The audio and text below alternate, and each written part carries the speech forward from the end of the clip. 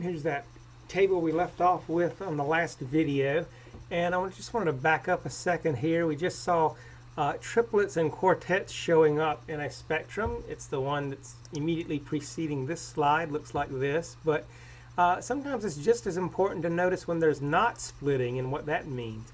If I back up one more slide, we've already looked at this one, and even though it's kind of hard to tell in this picture, both of these peaks are singlets. That is, they don't get split at all. And if you look at the structure, that correlates as well.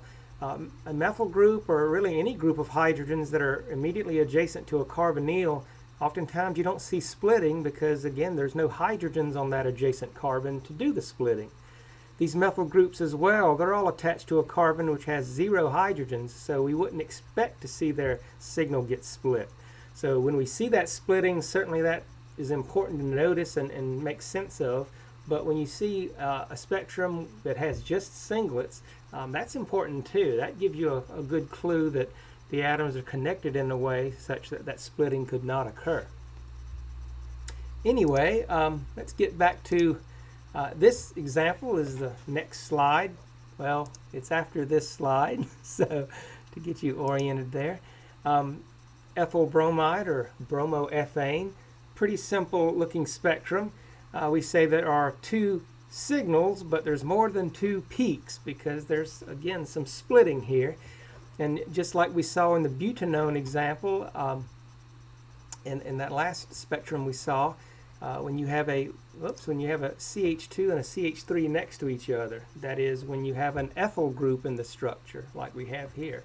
Ethyl groups are easy to recognize with NMR because you will get a signal worth 2 hydrogens, right, and another signal worth 3 hydrogens. And again, the one with the 3 hydrogens, the methyl group, is split into a triplet because of the 2 hydrogens that are adjacent to it. And the 2 hydrogens are split into a quartet because of the 3 hydrogens that they are coupled to. Again, N+1. So whenever I see a spectrum that has both a triplet and a quartet, I suspect that there may indeed be an ethyl group in that spectrum.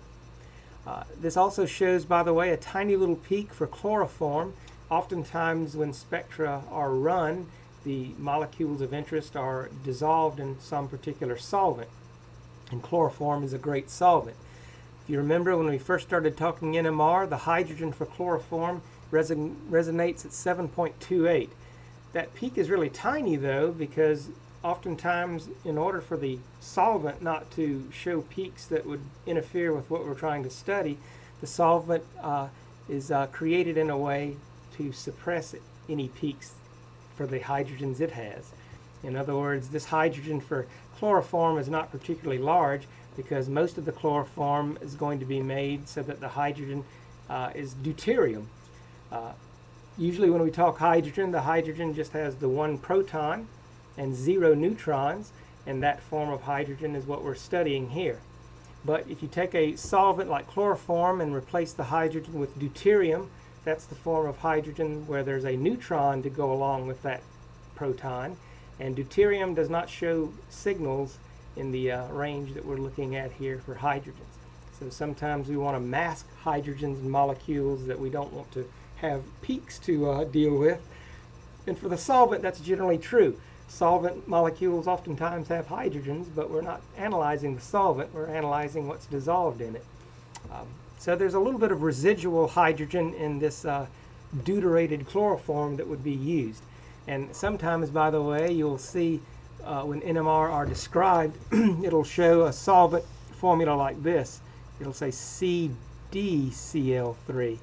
And that capital D stands for the word deuterium, and it's telling us that we're using a solvent where the hydrogen is not just 1 proton and 0 neutrons, but it's the hydrogen that has the 1 proton and 1 neutron. It behaves much like regular old hydrogen, and certainly the solvent properties aren't changed that much. But it does allow us to use chloroform in a way that we don't ever have to worry about its peak maybe overlapping with a peak of something that's part of what we're studying. In this particular case, that peak is well separated from the other 2, so it's not such a big deal. But that is something that we sometimes see in NMR the use of deuterated solvents when we're trying to keep their hydrogens from interfering with our interpretation. Here's another example with a quartet and a triplet. Another example with a ethyl group. This is ethyl alcohol or ethanol. And so we see much like what we just saw in the last spectrum. The hydrogen from the OH group generally is not split because this oxygen usually prevents that from happening. Splitting is going to occur between hydrogens that are on adjacent carbons, but this oxygen kind of, I guess, is a barrier to that splitting. So it's just a singlet. Although it's kind of hard to tell here, it looks like there might be some splitting. That's one reason for labeling this spectrum the way it is, so that we can see that this thing that kind of looks like a triplet really is that. And a quartet here looks almost like there's extra lines, but that's just an artifact of the way this is printed out. That is indeed a quartet. And this probably, if it was printed on with more resolution, you'd see it as a broad single peak. But labeling it as a singlet is just to let us know that there's no splitting to worry about there. And so if we suspect that we have an alcohol and we're not sure, an NMR should show a peak for one hydrogen that we could associate with that OH group.